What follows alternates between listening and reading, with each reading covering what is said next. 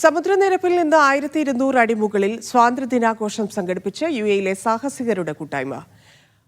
ഗോർഫുഖാനിലെ റഫീസ ഡാമിന് മുകളിലെ മലനിരകളിലായിരുന്നു A4 adventure എന്ന കൂട്ടായ്മയുടെ ആഘോഷം.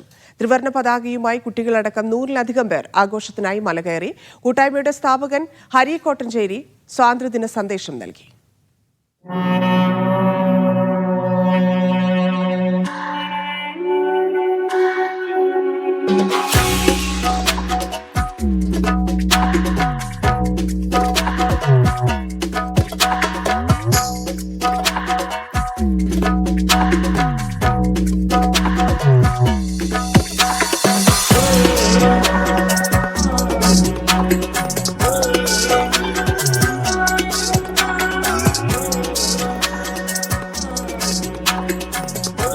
A4 നാലാമത്തെ വർഷമാണ് മൗണ്ടൈനിൻ്റെ മുകളിലുള്ള ഈ ഒരു സ്വാതന്ത്ര്യ ആഘോഷം.